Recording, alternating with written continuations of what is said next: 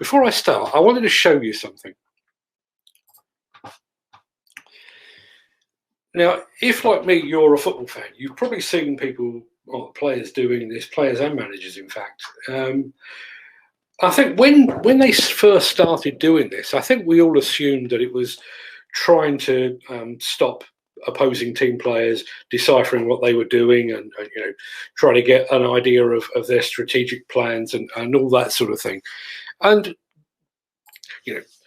I've been watching football for about 50 years. That's never been a major concern before. But I think, judging by that photograph, that's not actually what this talking behind your hand thing is all about. What it's actually about is players and managers potentially being caught saying something that they shouldn't be saying. That photograph I've just showed you, and I'll show it to you again just so that you know I'm not making this up. As you can see, there's a cameraman in the background, and one of the other players has got his shirt off. So that's clearly been taken out of match time. It's after a game. So the two players there, Neymar and I think the other one's Mbappe there, are basically saying something between themselves that they don't want the cameras to pick up. They don't want their words deciphered. So my question, first and foremost, is that the way to address it? And my point really is, rather than worrying about the cameras catching you saying something that you shouldn't be saying, how about we don't say those things in the first place? Would that not be a lot easier? Bearing in mind, we're now living in an age where players take a knee before the start of a fixture. You would have thought that this idea of respect and that kind of thing would have been drummed into the players by now, but no, apparently not. Apparently they still say things that are so potentially controversial in whatever way that they have to speak like this. All of which brings me to the question, I think, what does that have to do with demolition and construction for that matter? And I guess that's why most of you will be watching now. Now, what prompted this? If you watch Demolition News regularly, you'll know in the last couple of days we've posted a new video featuring Richard Dolman, AR Demolition, who came clean and explained the circumstances behind an incident in which an excavator fell into a basement. The company carried out an internal report. The report was published. We published it on Demolition News. It's been made widely available. In other words, AR Demolition has been totally 100% transparent, honest, and open about that incident. When I first published details of that, I got a bit of feedback, negative feedback, if you will. 99.9% of the people that responded said that it was a great thing that Richard Dolman and AR Demolition had done, but you always get the fraction of a percent, and that fraction of the percent was suggesting that the only reason that AR Demolition actually came clean about their accident or their incident was because there was concern about the photographs of the incident making their way onto social media. And in the immediate response to that was a number of other posters then saying, actually, we've been on sites where social media usage has been banned. We ban social media on our sites. All of which set me thinking, and that's exactly why I'm doing the show today. Now, just to show you, at about 10:30 this morning, just before I started recording another show, I announced on LinkedIn and Facebook and Twitter that we were doing today's show. And this is just some of the feedback that we received.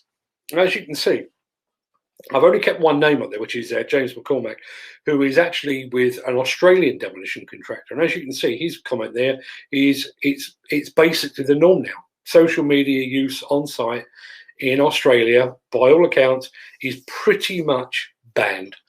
As you can see, there's a bit of a disparity there. Some say it's a good idea, some say it's a bad idea, and some, I guess, are just asking the question.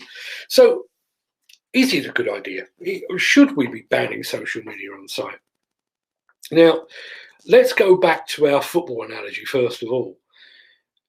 If your concern over the use of social media on site is the fact that it might inadvertently photograph or film something that you would rather the public didn't see, or you'd rather a client didn't see, or your boss shouldn't see, would it not be best to put that right?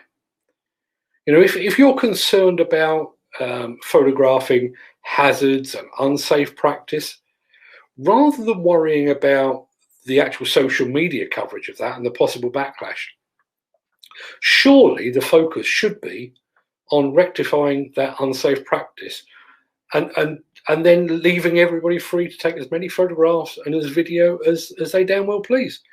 It seems like we're putting the cart before the horse, or at least that's my point.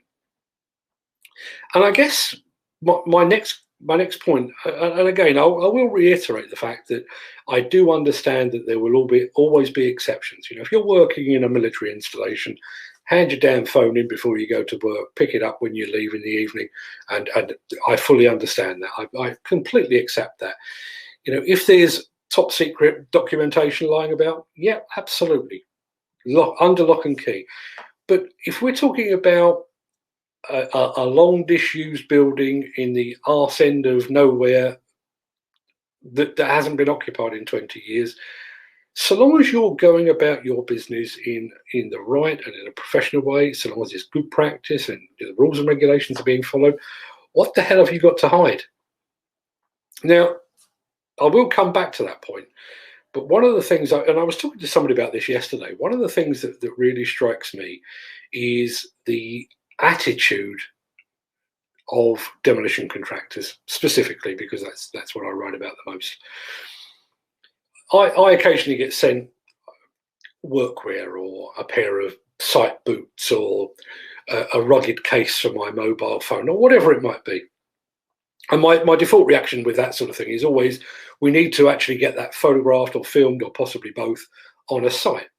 And I know for a fact that there's 2 or 3, maybe half a dozen demolition contractors that I can phone up at a moment's notice, and they will basically give me a list of the name of all their sites and tell me to take their pick. And I will name a few of them. Armac would be one, AR Demolition would be another, Downwell would be another one.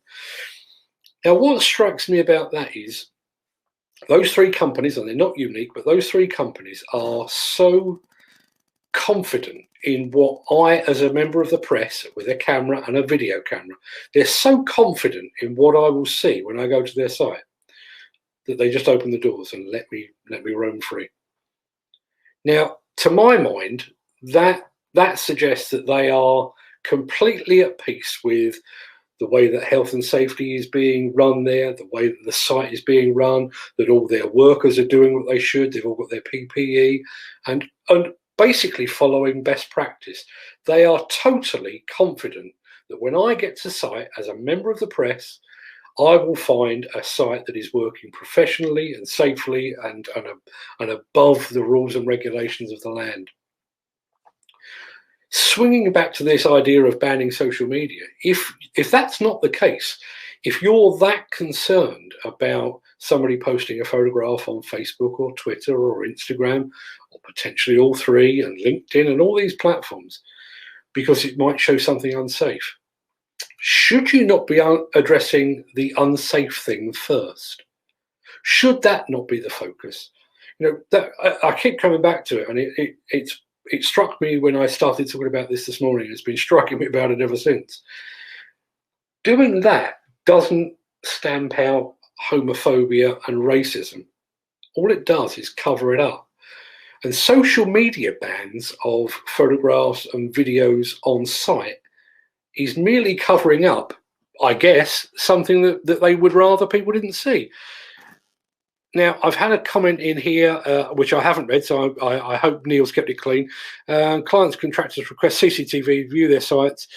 The question should be asked, have all the site operatives signed and agreed? That's a good point. That is a good point, which kind of runs contrary to what I was saying. I guess, you know, by the letter of the law, people should be giving permission to be filmed. Now, that, and I fully appreciate that, Neil, and I do appreciate you actually coming in to make that point. And it is a very valid point.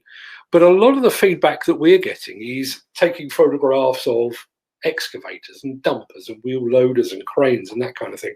Now, okay, yes, some of those will be operated, and, you know, to follow the letter of the law, yes, we probably should be speaking to the operator of that machine before we take a photograph and publish it online. But are we honestly thinking that the thinking behind all of this is so that we're not infringing upon a digger driver's privacy rights? Personally, I don't believe that's the case. Personally, I think what this is again, it's potentially clients, it could be contractors, it could be a combination thereof, of a fear of showing something in a public forum that they would rather wasn't on a public forum. Now, again, whether that's bad practice, unsafe practice, corner cutting, whatever it might be, that should be addressed. And that should be addressed long before we start worrying about who's taking what photograph and on what platform they're posting it to. We are, as an industry, we are hosting toolbox talks, and we're in a constant round of training and training renewals and that kind of thing. Good afternoon, Ken. Good of you to join us. So we do have the opportunity, should we wish to seize it, to actually sit the guys down once a day, once a week, once a month, whatever you deem appropriate, and say, if you're going to be posting on social media, here's some guidelines. And, I'm not saying that they should be told to face a certain way because the unsafe stuff is happening over there. But to think from a brand perspective, because ultimately, if social media use among a demolition crew or a construction crew is done appropriately, and if the men and the women that are actually taking the photographs and shooting the video have been properly trained and advised, that's a whole heap of potentially free advertising for a contractor that's going about their business in the right way. So surely the idea of sitting the guys down and training them and teaching them about what to shoot, what not to shoot, how to post and all that, surely that's better than a blanket ban that will potentially cover up poor practice. And I do have another point. I have no particular, I have no skin in the game that I'm about to describe. But particularly on Instagram, we do have a generation now of people, and I can think of a few off the top of my head. I have actually reached out, and I've not seen if he's responded yet. It's a guy called Connor the Digger Driver on Instagram. If you're watching, Connor, good afternoon. Connor, as his Instagram name suggests, Connor is a digger driver. That's what he does for a living. But he's also built up one hell of a following by using his access to equipment and to sites to build himself a very, very healthy social media profile. Now, interestingly, on that, here's Nick Drew, who mentions the same person, actually. These are the circles that Nick Drew moves in, perhaps more than I do. So, he's aware of the fact that there is a bunch of guys out there, and ladies as well, because this isn't a gender-specific thing. There's a bunch of people out there that are using their access to equipment and access to sites, along with a healthy social media profile.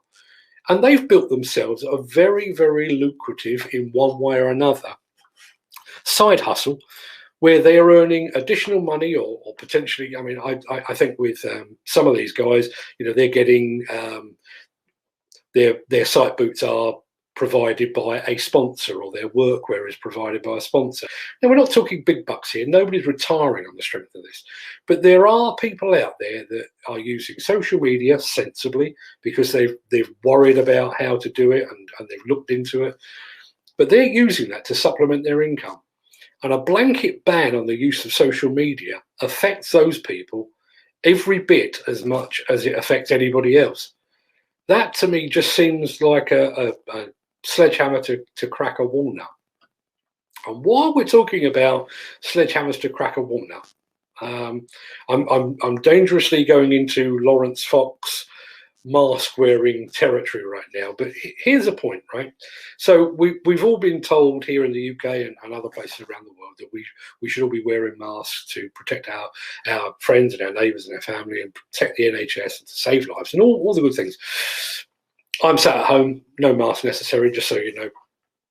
And there are some, and Lawrence Fox, the activist, actor, person, make up your own mind, has bought himself a lanyard with a badge on it that says he is exempt from wearing a mask.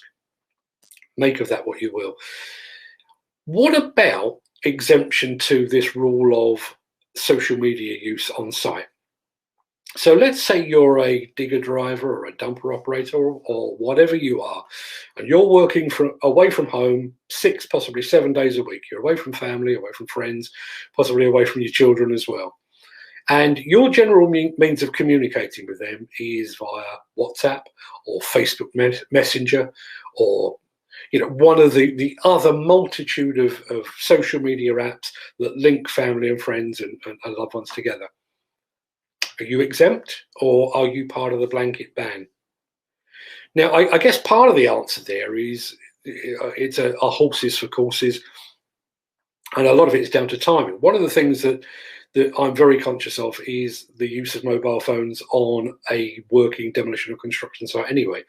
They are a distraction. If you can't use them at the wheel of a car, you shouldn't be using them while you're operating a high-reach excavator, for example. You certainly shouldn't be using them while you're wandering around site, distracted looking at the screen and that kind of thing. But having a chat over lunch with your family, or sending them a photograph of the landmark that you're working alongside, is that forbidden? Who polices this? And what is considered acceptable and unacceptable? Is photographing the next door building from inside a demolition perimeter acceptable? And is it unacceptable if you then go the other way and go to the neighbouring building and shoot the demolition site? I probably shouldn't have covered this up. Good afternoon, Callum. Good to see you. Different perspective here.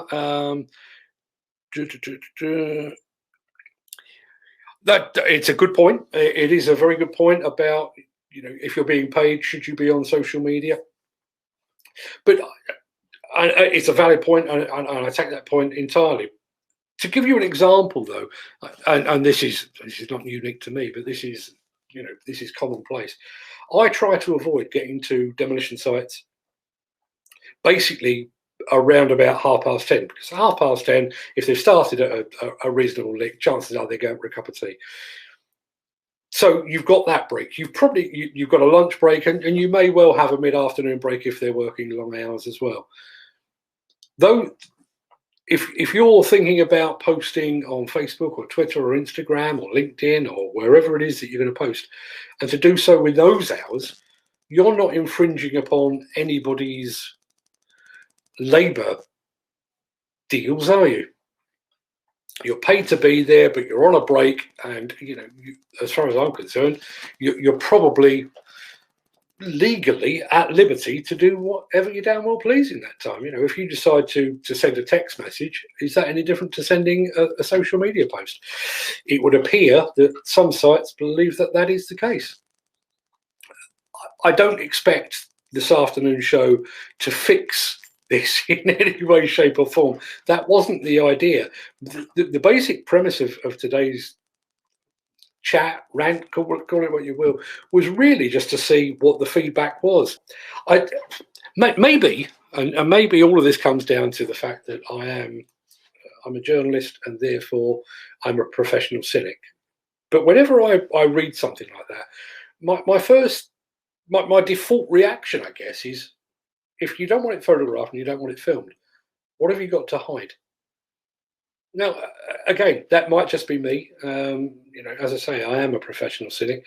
Maybe they've got nothing to hide. Maybe they're just looking to protect brands and that kind of thing. But it doesn't feel like that. I think we've had another. Here we go. Dale Hawkins, good afternoon. Yeah, absolutely. We do have some great social media stars out there, and I would include you in that, Dale. No question about it. I mean, I think you didn't build your reputation, but you certainly built one hell of a following over on Facebook, and that's part and parcel of it. Yeah, absolutely. We will have idiots showing upside down machines, and we've all encountered it. And having said that, and Dale raises a good point. And it's one that I get accused of on a fairly regular basis. So you're on a site and a machine tips over. Let's, just for the sake of argument, let's say a machine goes over and nobody is hurt. So let's come at it from a positive point of view. Nobody is hurt. If that machine's gone over and you photograph it and you post that on social media, and one person, one digger driver, dumper operator, skid steer operator looks at that, and as a result of seeing what could happen, then amends their working practices themselves, is that not a good thing? I do occasionally. I try to avoid it, but sometimes needs must. I do occasionally post photographs of demolition and construction that's gone awry. And ultimately I'm self-employed. I don't need to defend myself to anyone. But my defense for that is always the same. If somebody looks at that and thinks, I do that, I better stop doing that and amend my ways, or think about it more thoroughly, or approach it in a different way, or whatever it might be. Prime example, so a high reach. If you're operating a high reach excavator and maybe you haven't got quite enough reach and you end up undercutting a floor, and a floor lands on the boom and debris hits the cab and all that, we all know what can happen. Now, if I show that on our Instagram page, our Facebook page, our Twitter page, LinkedIn page, on demolitionnews.com, and one other operator somewhere in some far-flung destination in the world looks at that and goes, oh, I do that, I better stop. I'm going to need a bigger machine, or I'm going to need a ramp, or I'm going to need to approach this building in a different way, or whatever it might be, then surely that's actually a positive. I don't want my social media feed to be filled with excavator accidents and telehandlers going over and cranes collapsing and all that kind of thing. But each one, and I'll come back to this point in a minute. There you go. It's Neil Edwards again. Good afternoon, Neil. I don't know if I said that to you before. And the current UK employer, each person on site filmed can submit a formal subject access request, copy of all photographs of films on site. I didn't know that. Extra administrative. Well, I'll leave that up while other people are reading it. It might require extra administration. I guess from the perspective of construction employment, maybe that's a good thing. Maybe if each site has to have a social media filter person, we've probably just created 20,000 new jobs. Maybe that's a good thing. Personally, I don't think it is, but maybe it is a good thing. Now, I go back to where all of this began, in actual fact, which goes back to, and you can find this on demolitionnews.com. There's a video interview with Richard Dolman at AR Demolition called Coming Clean. I think it's one of the lead stories on the page today. And all of that was going back to this idea of a learning opportunity. In the incident in which that we talked about with AR Demolition, nobody was hurt. An excavator went into an unseen underground void, damaged the cab. The operator had to come out through the back window, which had popped out when the excavator fell down the hole. There was no need for any great HSE reports on that because, as I say, nobody was hurt. AR Demolition could have swept the whole thing under the nearest rug, pretended it didn't happen, tell their guys, if you post it on social media, take it down again. They could have done all of those things. They could have refused to speak to me when I phoned, or not because I'd heard about it. They could have not reported it to the NFDC, which they did of their own volition. And the very reason that they did what they did was because their incident they considered to be a learning opportunity. Is that not the case? I'm not sure who was saying this. It was Dale. Yeah, is that not the case, Dale?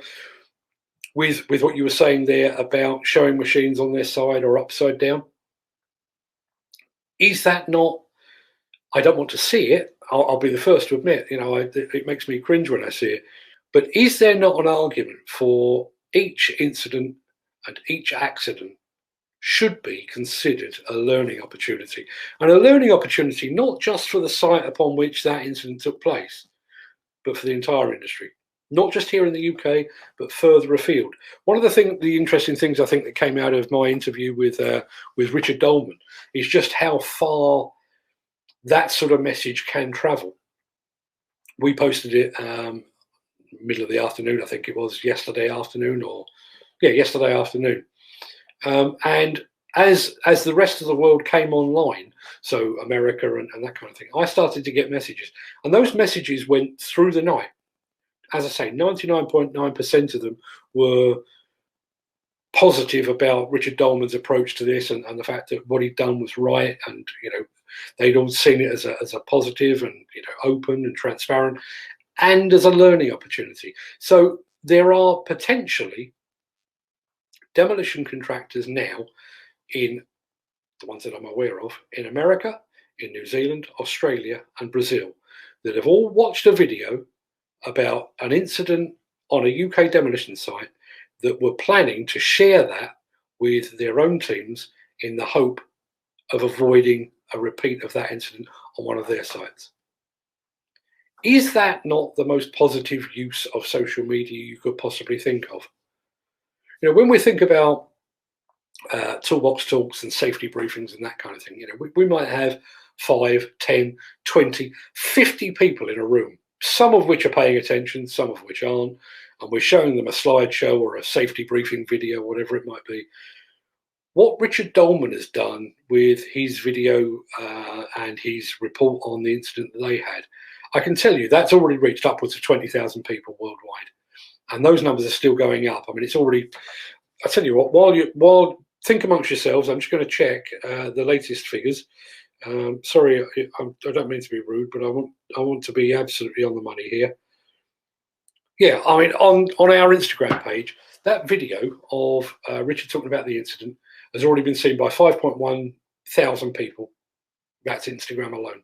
It's been seen by another huge bunch over on Demolition News, huge amount on Facebook, huge amount on LinkedIn, and so on down the line.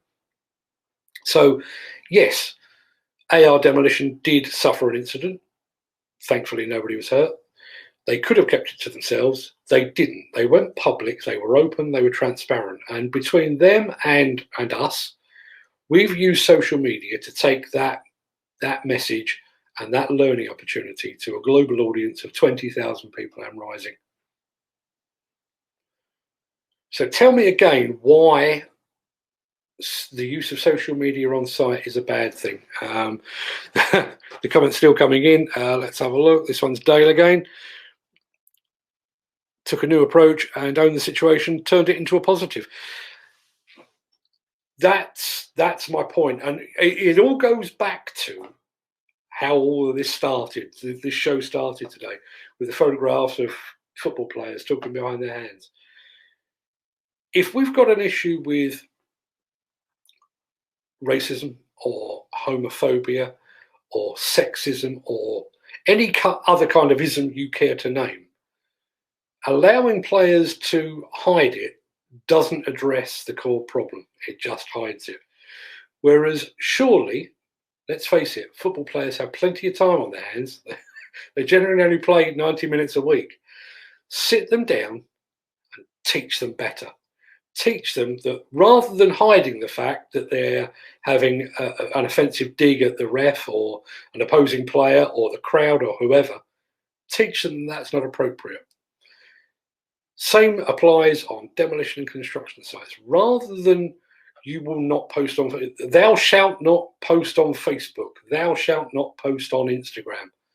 How about you can post on Instagram, but here's how to do it. Here's how to do it properly. Here's how to do it without infringing upon, as Neil Edwards pointed out, the privacy rights of the guy driving the excavator or the pedestrian that was walking past when you took the photograph. Teach them. And also, while you're about it, teach them that if they take a photograph of some unsafe practice or a machine that's tipped over or fallen over or been involved in an accident, rather than thinking, This is a viral video waiting to happen. I can't wait to get this on YouTube. How about you teach them that their default reaction is, let's send this to the health and safety officer for this site or for this project or for this company, to show them for real what is actually taking place, and to use that ability and that capability for a positive. I'm going to go off at another tangent. I'm sorry, Callum, I will get back to your point in a minute. I have seen you commenting there. So a couple of weeks ago, JCB, I keep talking about JCB, and I know their logo is, where is it? It's that side. No, it's that side. Left and right, it's a struggle, I'm sorry. So JCB launched their Pothole Pro machine a couple of weeks ago. And I got invited for my sins onto Radio 4 to talk about it from an independent perspective. And I thought I'd put a little bit of homework before I go on there, to know that, so I could understand the machine, but I wanted to understand the background to potholes and, the repair process. And one of the things that came up was the fact that there are apps out there like Fix My Street. And those apps are used basically to turn the likes of me and you and Joe Public into what I refer to as citizen inspectors. So if you're walking down your road or somebody else's road and you see a pothole, some graffiti, a paving slab that is sticking up and is a trip hazard, a fallen tree, anything like that, you can put that onto Fix My Street.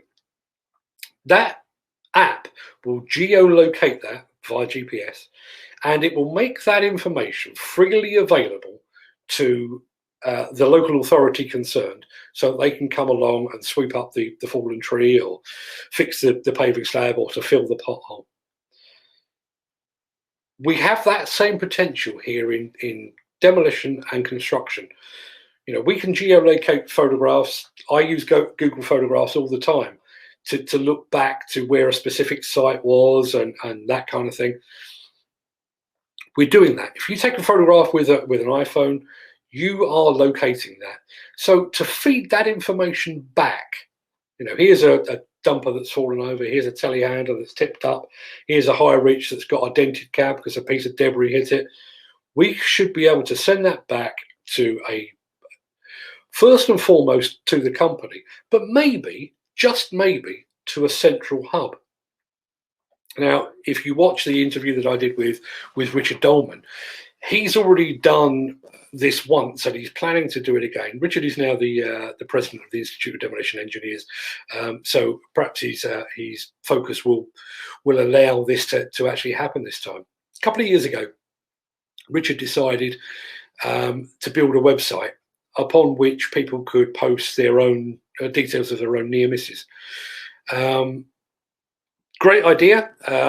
Lots of people made all the right noises about it. Richard actually put one of his own near misses on there, and nobody else did, as far as I'm aware, because everybody was being a football player and keeping it to themselves. That's not how we learn.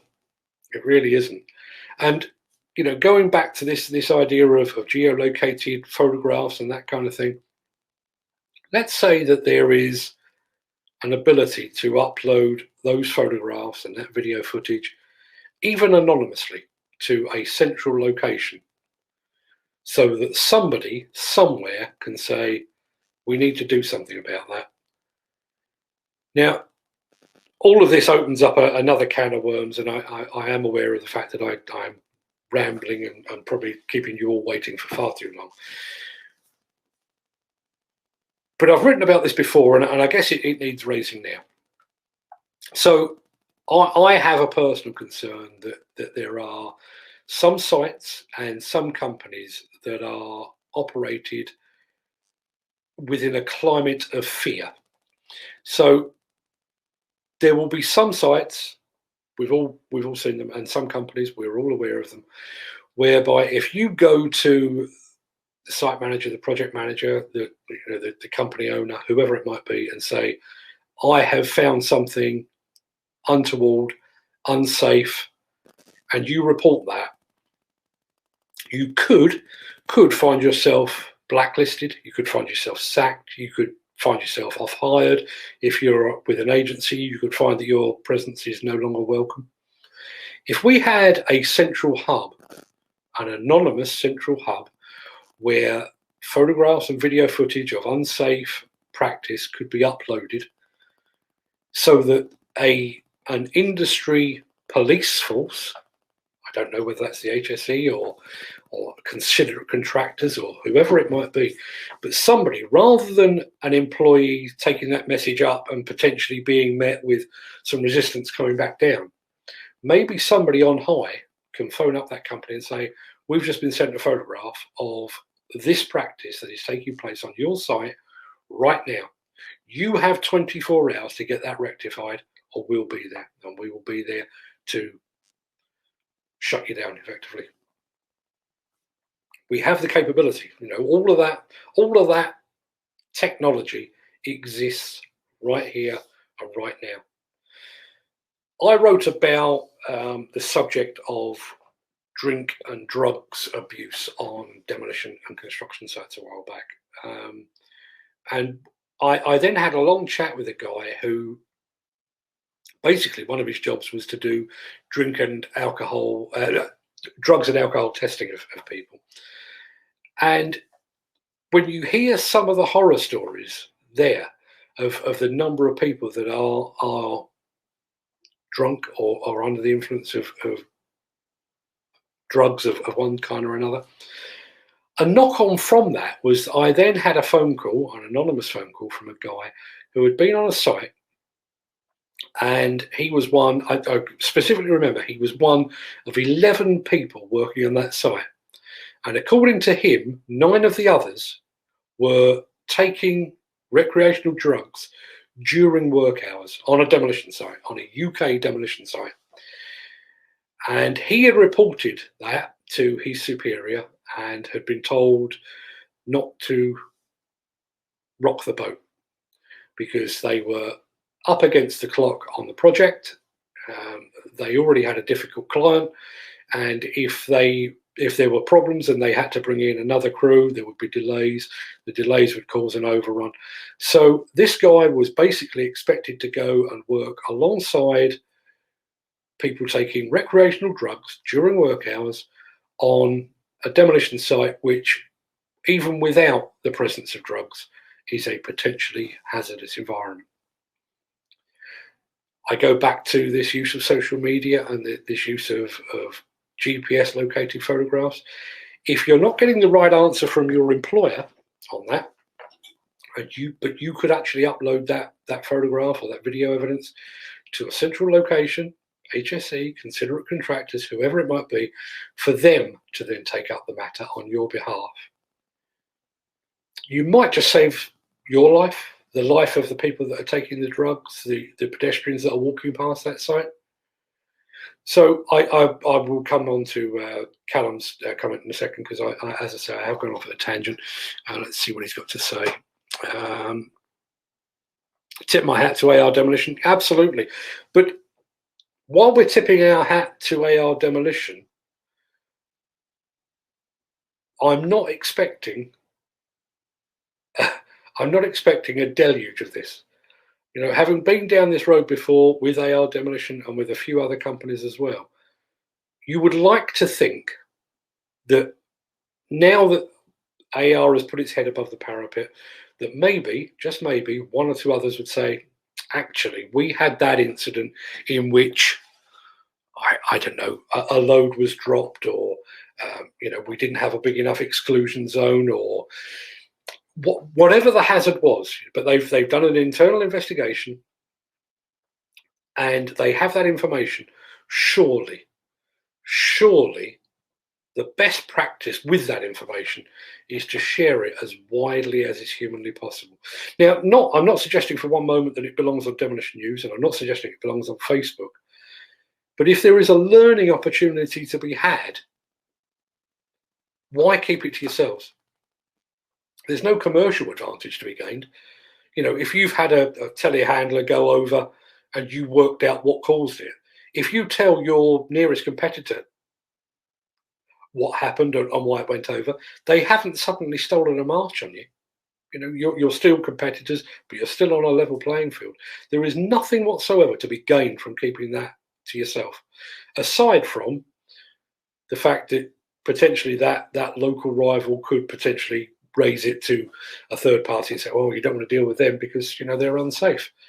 At which point, surely, if you hold up a report that says, I know you've got this impression that we're unsafe, but we had an incident, we investigated it thoroughly, and not only that, we then shared that with the entire demolition construction world to make sure that our mistake or our incident wasn't repeated elsewhere. Surely that is a positive. I'm asking the question. I don't know the answer. I don't know the answer. What I would say is that I don't believe that a blanket ban of social media usage is the right way to go. I think if you're concerned about showing poor practice, unsafe practice, your priority, your absolute priority, should be nipping in the bud those safety problems and those working practice problems, not covering it up.